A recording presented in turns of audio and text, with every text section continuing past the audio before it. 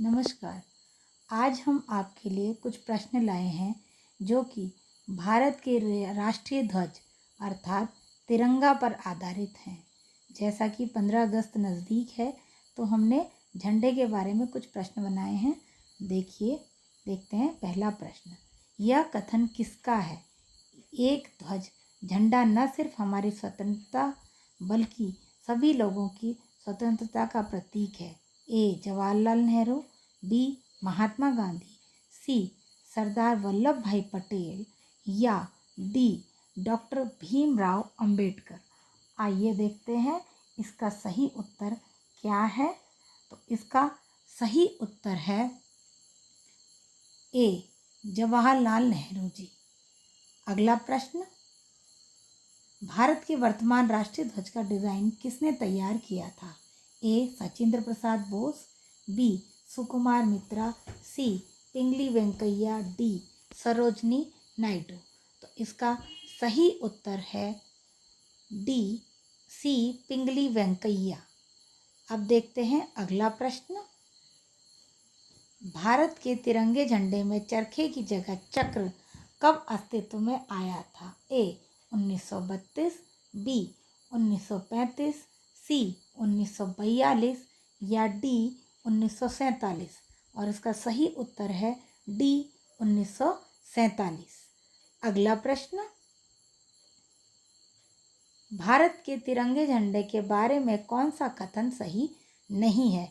ए. ध्वज की लंबाई और चौड़ाई का अनुपात 2:3 है, बी. सफ़ेद पट्टी के मध्य में एक चक्र है जो कि प्रगति और गतिशीलता का प्रतीक है, सी. झंडे के बीच का चक्र अशोक चक्र से लिया गया है, या डी. इस चक्र का व्यास ध्वज की सफ़ेद पट्टी की चौड़ाई के 3/4 के लगभग है।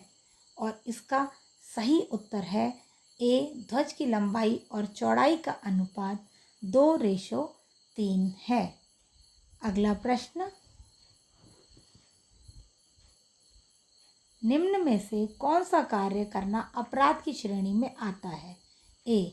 झंडे को घुटनों के नीचे कपड़ों के रूप में पहनना, बी. प्लास्टिक का झंडा फहराना, सी. राष्ट्रीय ध्वज का प्रयोग व्यापार, व्यवसाय या पेशे के लिए किया जाना, या डी. उपर्युक्त सभी। और इसका सही उत्तर है उपर्युक्त सभी।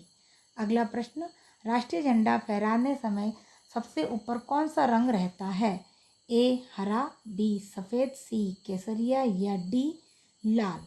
और इसका सही उत्तर है सी. केसरिया। अगला प्रश्न।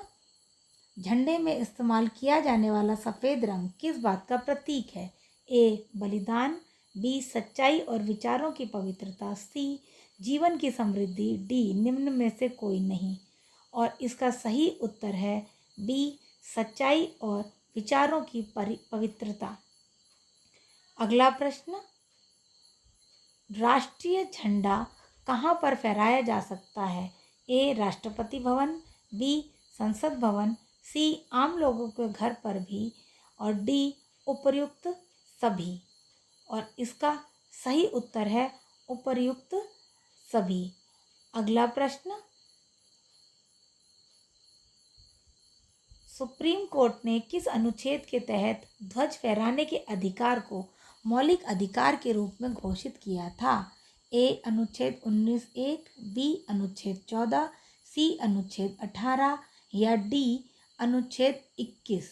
तो इसका सही उत्तर है अनुच्छेद 19 का पहला भाग। और ये इसका बिल्कुल सही उत्तर है। अब देखते हैं हम अगला प्रश्न। अगला प्रश्न है, देश में किस कानून के तहत तिरंगे को फहराने के लिए के नियम निर्धारित किए गए हैं? पहला, flag code of India, B. भारतीय ध्वज संहिता, सी. सिर्फ ए सही है, डी. ए और डी दोनों सही हैं। तो इसका सही उत्तर है ए और बी दोनों सही है। आज के लिए बस इतना ही। धन्यवाद।